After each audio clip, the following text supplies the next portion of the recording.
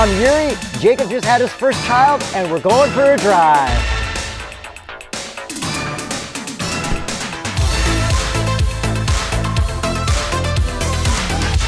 ...2021 Porsche Taycan rear-wheel drive. With launch control. And here we go.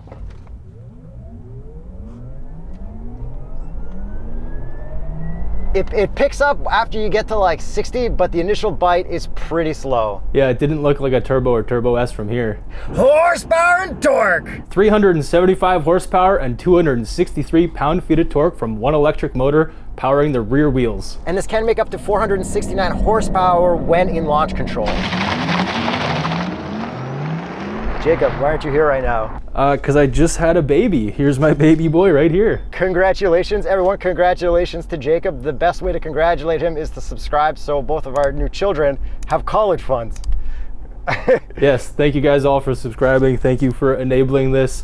And I'm super happy with my new boy. And Yuri's got his family, so thank you all for subscribing and allowing all of this to continue happening. Yeah, we have the two future straight pipers ready for 2037 reviews when they turn 16 years old, I guess, right? Yeah, I think we're ready. Yuri, are you ready for Cliche Corner? Okay, Cliche Corner, PSM fully off, and this is rear-wheel drive, so we'll see how the traction control reacts.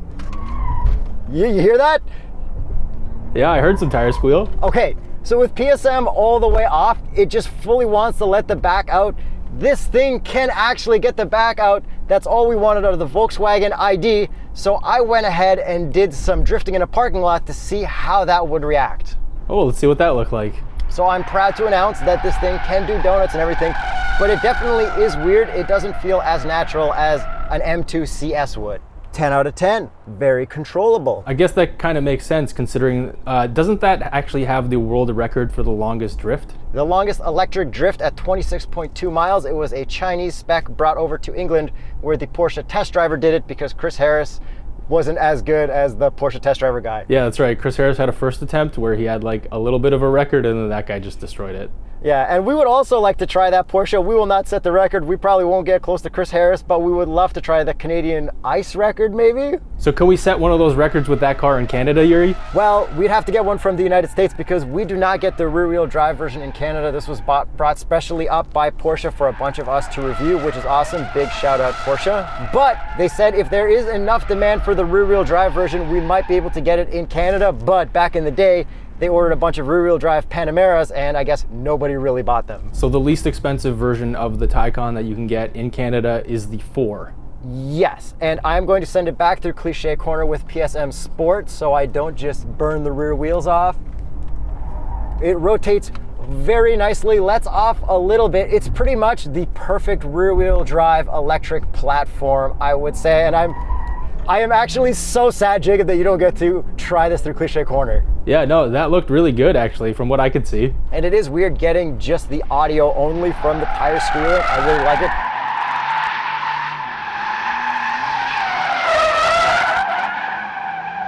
Hey Yuri, can you give us the spaceship sounds now? Here we go.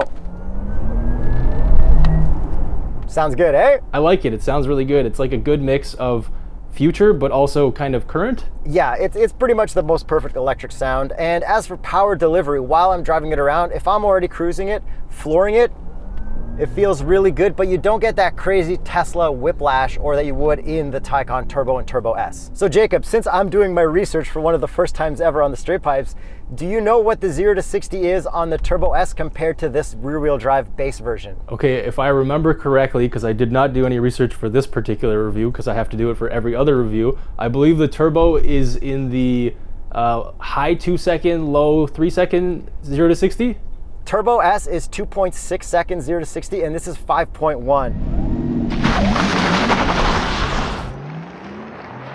There is such a huge difference, it doesn't even feel like the same car. But once you're moving, then they feel more similar. Yeah, I bet the handling's like pretty much bang on from the Turbo and Turbo S. You don't get that pull through from the front wheels that you would in an all-wheel drive version. This actually feels more like raw and rear-wheel drive.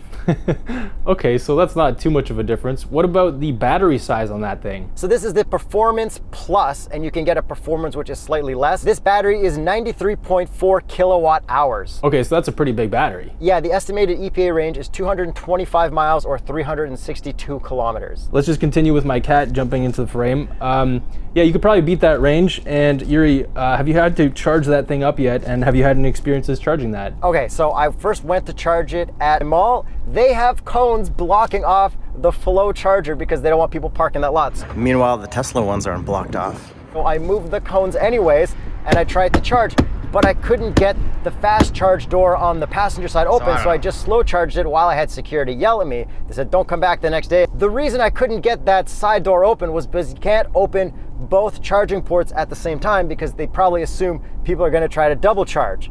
I went over to European Automotive Oakville where they're working on my Abarth to make it phase 3 with Euro compulsion parts, and they helped me tap both at the same time and open them both. But when they did that, red lights flashed so that you couldn't plug into both at the same time. And how was the actual charging experience other than the hassles around the charger? Did it actually work? The flow chargers worked, but it wasn't super fast. But then I finally went to one of the Electrify Canada ones, which gets you up to, I think, 17 kilometers per minute. It'll give you a full charge from 5 to 80% in 22 minutes. That charged so fast, like incredibly fast, and it wasn't that expensive. In 10 minutes, I got 175 kilometers of charge. Yeah, because the Taycan can actually charge at that 350 kilowatt rate, which is really fast because it has that 800 volt architecture, but those chargers are not to be found in many places, right? Yeah, and even when you do find them, I had to literally move barriers and gates to get in. Like, if I was disabled, I couldn't get there and charge my car because I got out and actually moved stuff. So like, the malls, I don't get it. But the first time I did try to use it, it aired out, and the second time it worked. So like, it's not foolproof, but when it does work, I was very impressed with it. So what you're saying is it's the same hassles we've always experienced at non-Tesla chargers. Yes, except now with the added bonus of it being COVID, malls are closed, and now they're adding extra barriers to stop you from even getting to the charger. So we can just park it here and charge like this. But I did call Porsche and tell them about the Electrify Canada stuff because I figured they'd want their Taycan clients to be able to go there and charge, especially if someone was disabled. Yeah, because I think they include some free charging. I could be wrong, but I'm pretty sure there's free charging for Taycan owners for Electrify Canada. This one gets charging for Electrify America because it's a rear-wheel drive America version. I didn't get any free charging when I plugged it in, but like whatever. It was only like like $6 for 10 minutes. And since it is Ajax Eco Month, I just want to give you an update now. There is a metal barrier and cones to stop you from getting to that charging station that I kept visiting. Canada. So enough with the electrical stuff. I need to talk about my favorite part, the color of this Porsche. It is frozen berry metallic, otherwise known as metallic-y pink Porsche. Yeah, it's definitely an interesting color, especially in photos. It's like the best color. My wife loves it. Everyone who's seen it loves it. This gets so much attention. And then I totally realized Matt Farah has a pink Porsche as well, his Safari 911, but that is called Cassis Red. Yeah, that's right. He has that Safari 911 that looks pretty sweet. Yeah, so it's similar color, but I think he said this one was a bit lighter. And those wheels look pretty interesting. They're like kind of electric-y, but not too electric-y, but really nice. Yeah, so these are the base wheels. These are the Taycan Aero wheels, and you can get any Taycan wheel on this, but I like that this is fully base model spec'd out in the press car color. I still think the only wheel that anyone should get are those 5-spoke with the color matched outsides. For the turbo, but now seeing this as the base, I want this in base spec. But Jacob, what would be the Continental recommended tire for a rear-wheel drive base Taycan? The Pro Contact RX. And then do you want me to swing by with all that extra range I got from that Electrify Canada charger so you can take a look at the interior? Oh yeah, I wouldn't mind, and then you can actually meet the baby. Congrats, Jacob. Thank you, Yuri. All right, this is Blackberry on slate. Oh wow. You can get Blackberry on Blackberry, but this is pretty sick, eh? Yeah, this is pretty good. And we got the passenger screen. Oh yeah, okay, we haven't had that option yet. It's pretty useless, but it looks cool. Yeah, this is a crazy spec. I don't think anyone's actually gonna order this spec other than press. No sunroof. Oh yeah. This is definitely a press car, and I think they did a great job for a press car spec. The baby! Passenger screen, which pretty much just shows music and stuff, but while I'm driving, I can't actually operate it. I can only make it turn on and say Taycan. Can you see the RPMs on the passenger side? I can't do anything, I think, unless someone is sitting there buckled in, because it doesn't want the driver fiddling with it. I got you. There are no RPMs. Oh, I thought it'd be like electric fire. So you got me good. And then as for everything else in here, the gauge cluster is same as the Turbo and the Turbo S that we reviewed. Our cup holder area is the same. It fits a cup just fine. I'm going to do a visor test. You ready for this, Jacob? I'm ready, Yuri. Count me in. 3, 2, 1. Fail. Ah. And then we still have the same infotainment. So we've got Apple CarPlay. It can be wireless. It can be wired. It is nice and widescreen, but we still have to control our vents through our infotainment. So I pretty much just left everything at diffused because it was too stressful to use. Yo, I'm doing virtual review. Jacob's at home with his baby. You want to say congrats to Jacob and his baby? Hey, is he online right there? Yeah, he's right here. Hold on. Hey, Jacob. Congratulations on the baby. Hey, thanks, man. Jacob says thanks. All right, cool. All right, yeah, it's sick. I'll get back to filming. Take it easy. And I believe that Taycan actually now has an update for Android Auto because a lot of new Porsches are actually getting that update finally. Shout out Android Auto. Okay, one more little send through cliche corner with the rear steering, which this does have, and the 2-speed transmission. Oh, so it still has the 2-speed transmission, just like the Turbo and Turbo S. Yeah, and even with PSM Sport, you do get a little bit of skidding, and up the bump, it's very comfortable because we do have the optional air suspension, so we can raise and lower this. And what's cool is, say you're always leaving like a crappy driveway that's too high and you bottom out, you can raise your car and save that as a smart setting where it always raises when it gets to that area. Oh, just like a C8 Corvette. Yes, this is exactly a C8 Corvette. Speaking of this in Corvettes, even with traction all the way off, it still is limiting your traction, because imagine if you had an electric car and you floor it on a turn, like you would for sure spin out because it's so instant. Yeah, 100% you would. This feels so much safer than like that C7 Corvette through cliche, even though this can throw down so much more power quickly, because even though traction's all the way off, they still have some traction happening, and I'm not mad because like, you really need it in electric cars. And I fit perfectly fine in the back seat of this at 5'8.5" The baby seat fits great there at however tall a baby is. I don't really know. Yeah, my guy's a couple inches and a half. I forget exactly how many inches and a half he is. Oh, that's funny. Okay, and I did drive an electric scooter to go pick this up, and I did fold down the back seats and fit the electric scooter in the back. In Canada, we don't get press cars delivered, so I'm gonna take my scooter to go from one press car place to another one to pick up another car, because I didn't use my leave behind this time. So I'm trying to go as full electric as possible, so shout out Segway Ontario for that scooter. Did you have to charge the scooter at the Electrify Canada? No, I charged it up. My scooter's got 65 kilometers of range. It's like actually almost incredible. It's better than an iMove. That's really good. So as far as I'm concerned, I think that's pretty much everything with the rear wheel drive Taycan. I think it's time we get to the price. Yuri, why don't you tell us the price? This starts at $80,000 US.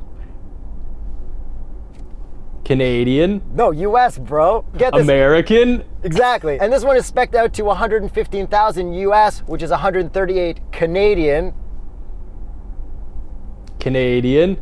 And we don't get this in Canada, so there's no official Canadian price, but I think you guys out there who like Taycans, like Porsche, should definitely lobby for this to come to Canada, because it is very, very cool. This is the true base Taycan, and it's actually awesome as a base. So you think it is worth people asking Porsche for that model and not just springing for the 4 or 4S or Turbo S? Yeah, I mean, this is probably a hoot in winter. And I know not a lot of people are going to take it, but I mean, Porsche's so cool that they offer manual still. They make a ton of money off SUVs. It would be such a small loss for them to have this amazing car in Canada. And I think everyone should lobby Porsche to bring the rear-wheel drive to Canada. And speaking of all the cool different versions they have, there's now a Cross Turismo version of that. Okay, that looks awesome. I don't know if I would take it over this, because I think this looks so awesome and coupey, even though it's a 4-door. You always gotta go wagon. We're both automotive journalists. You always just have to pick the wagon. When I see it in person, I'll make up my mind. But what's cool is you can actually get this Frozen Berry Metallic on different versions. It's not just tied to the rear wheel drive base. Jacob, you would get this color in any Porsche you buy from now on, right? Oh, absolutely not. Oh, wait, sorry, it's cutting out. Yes, I only like Frozen Berry Metallic for every Porsche. Oh, well. Yes. Okay, now that you're back, what are your final thoughts? What are your closing thoughts, Jacob?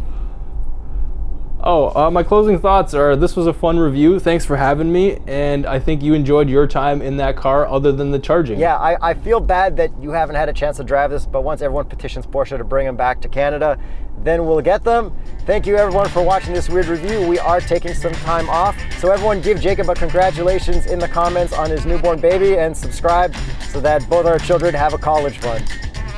Thank you guys, and you're not going to notice the time off because we had to pre-film a lot of videos, so it looks like we don't have any time off. But we will both look eternally tired from now on for the rest of our channel. Large coffee problems now. All right, bye Jacob. See you, Yuri, thanks.